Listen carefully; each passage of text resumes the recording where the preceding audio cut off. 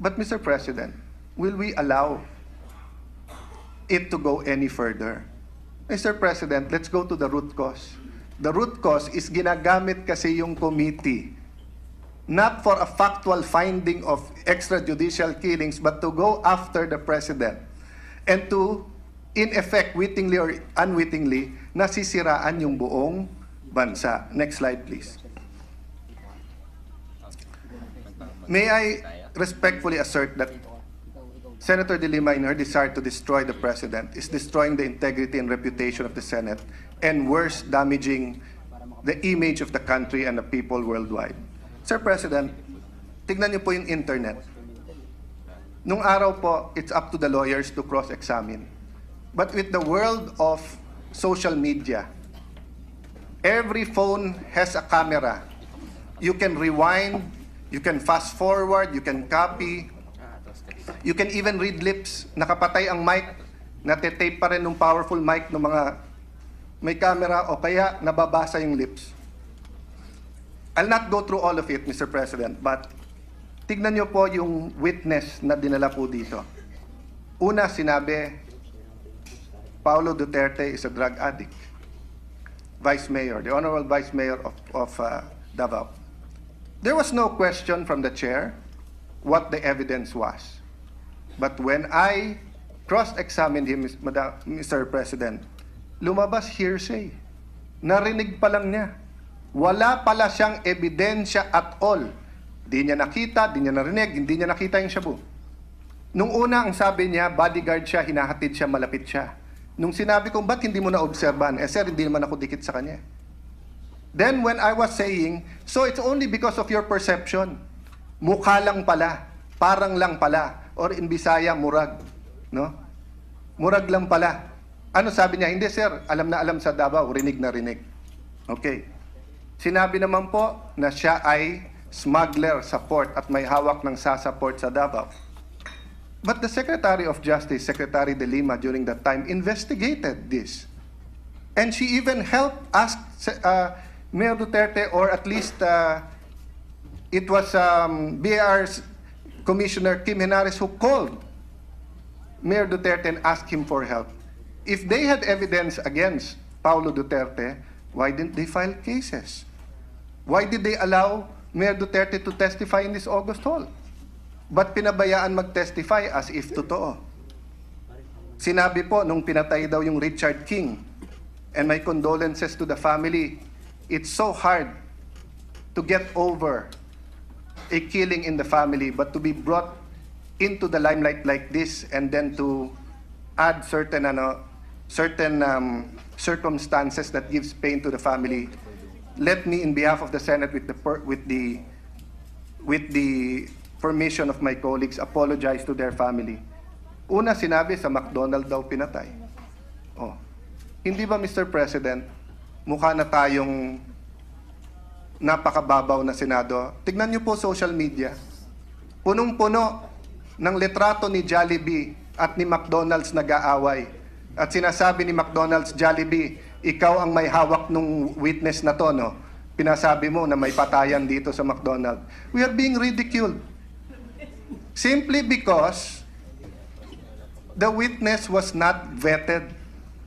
Simply because hindi muna pinagawan ng affidavit at hindi muna tinignan. Sir President, I've never seen a better video of Thriller than that of Michael Jackson. But for 20 years, madami pong gumagaya nun. But may lumabas po ngayon na video na parang zombie, parang Thriller, pero binabaril ng 30 tao supposedly.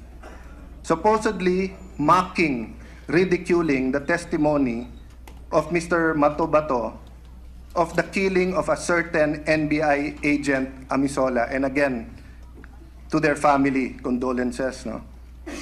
And we're sorry that this is being brought up. Mr. President, the witness claims to be a professional hitman, a professional killer. What is professional? Professional doesn't just mean that you get a card from the PRC. Professional does mean that you pass an exam and you're already a member of the Professional Regulatory Commission. No. Professional means you're the best at your job. 30 kayo, 30 kayo, inubos daw ang laman ng barel. Senator Lacson, ilan ang laman ng usual ng isang magazine? 7. Gawin na lang natin 5-shooter na lang, hindi na 7. Oh, 5-shooter ang ginamit. 150 bullets yon. Professional killers. Hindi mapatay yung papatayin nila. Kaya dumating pa daw si Duterte na may 2 magazine. Mr. President, look at the international headlines. You know, Mr. President, who I pity most here? The OFWs. You know why? They are starting to write, they're starting to send messages to these international outlets. In Australia, a brave OFW wrote to the 30 or 60 Minutes saying that what you have presented is totally unfair. Hindi yan ang nangyayari sa Pilipinas. But the problem is, Mr. President, these OFWs need the foreign media, need the host media of where they are, because they also need protection as migrant workers. Yet they are forced to stand up to protect the integrity of their president and their nation because it is being falsely pictured. And where is that falsity emanating from? From this August hall. Next slide, please. Sir President, with all due respect, anyone can file a resolution. There's nothing per se wrong about Senator Trillanes filing resolution number 151. But isn't it obvious? Ito na yung next step. Committee on Justice na naman, DDS na naman. So we know where this is going. I will not mention anymore to you what happened during the hearing because napanood nyo. I will answer questions. I was approached by some of my friends in the Liberal Party and asked, are you accusing all of us? And I told them, no. If you look at my statement, I said there are 2 or 3 senators and 2 of them are liberals. And I even gave their names. And I said, that is my theory. And when I went out, and thank you to Rappler, nakuha nila side view, ang sinabi ko, I don't think the Vice President is involved. That's why if she's offended that I said that, actually ako dapat ma-offend. Dahil kailangan medyo mag-research ng konti yung kanyang mga media people. Because I did not say she was involved. But by force of law, pag matanggal ang Pangulo, ang Vice President upo. And many plots around the world does not include the Vice President. It just happens, and people close to the successor will be the one doing this, no? And Mr. President, that was not my only theory. Review the hearing. Ang tinanong ko sa witness, ano ba gusto mo mangyari? Pag nangyari to, sabi niya, para malaman buong Pilipinas. O hindi ba matatanggal siya bilang Pangulo? Oo. O, sino magiging Vice President? Ang Vice President po natin magiging Presidente. O, sino ba galit sa Pangulo?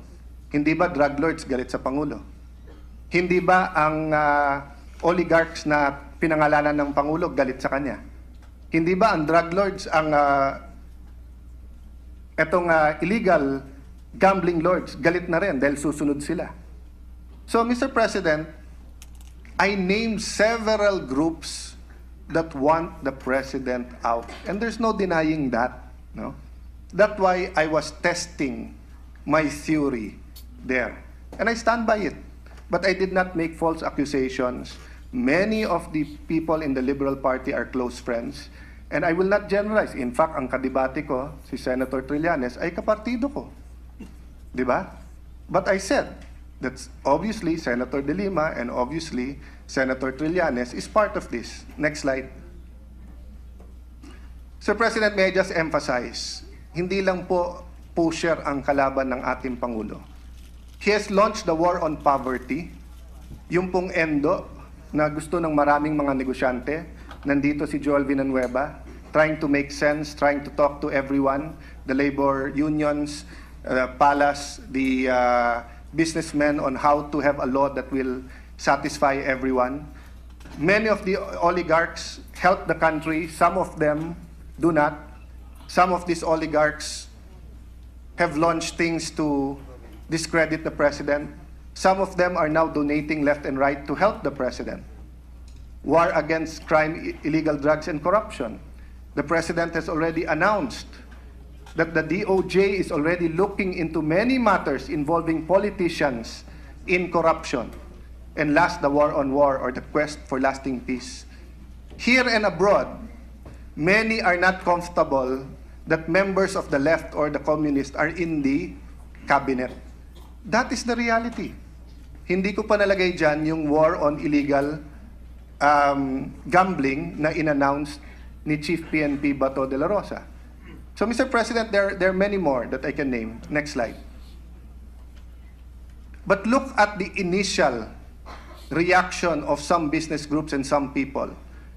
People even want to invest. We are in a different situation now. It is totally different from what we experienced in the past. Commenting on the confidence in Duterte's war against drugs. Next slide. Philippine Star Global, 13 top business groups to help rebuild rehab centers. Next. These are some of the things being done while we're talking about this. Duterte ordering the cutting of red tape. Duterte asking the chief presidential legal to find out how we can distribute the 71, but that's almost 100 billion COCO levy funds, or make use of it. Dole to impose a moratorium on ENDO. Next slide. Executive order on FOI. An EO on agri-land conversion moratorium. Even the Supreme Court has moved so that there will be more courts to handle drug cases. Peace talks are seeing the light of day. Next slide. Mr. President, in the end, we might all lose these wars. But the biggest loser will not be Duterte. It will be the economy, the political institutions, and the entire nation. So why sit by and just watch? Why allow our institution to be used that way? There are 24 senators here. There are 30 committees. Senator De Lima is a very talented senator, a very experienced lawyer, an efficient public servant. She can handle so many other committees, Mr. President. But Mr. President, allow me to appeal to this august body. Gusto ba natin pagkausap natin mga sekretary, eto na lang pinag-uusapan natin? Kausap natin mga foreigners, eto na lang pinag-uusapan? Or do we want to talk about building bridges, building subways, building railroads, no? Building homes, finding the latest in drug rehab, no? Upgrading our technical skills, finding money for K-12 para mag-succeed.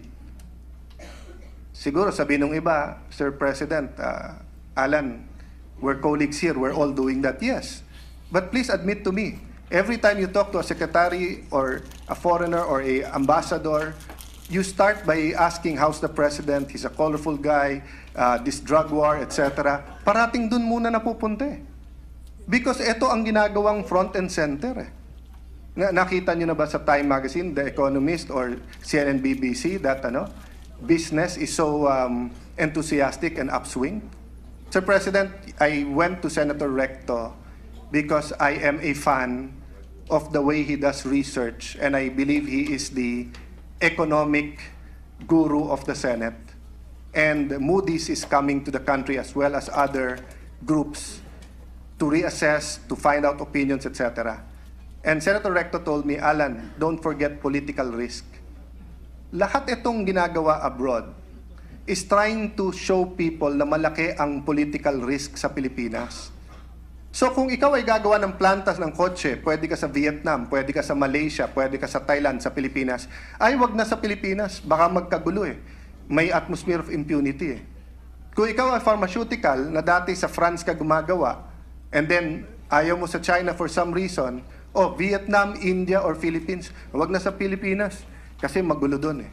That is the implication. So with tourism, Mr. President, Thailand gets 10 million Chinese tourists. We get 500,000. They're our neighbors. I will not share with you all the statistics. Senator Dick Gordon is the expert in tourism, and he will tell you all of these factors that have to all come together for tourism to be successful. But you ask him, are these news reports helpful? And remember, tourism, for every 2 tourists, 1 job is created in the Philippines.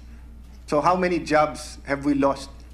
Because in the last 2 months, instead of giving the president a honeymoon period, instead of focusing on extrajudicial killings, we are focusing on him. Last slide, Mr. President. Last slide. Next slide, please.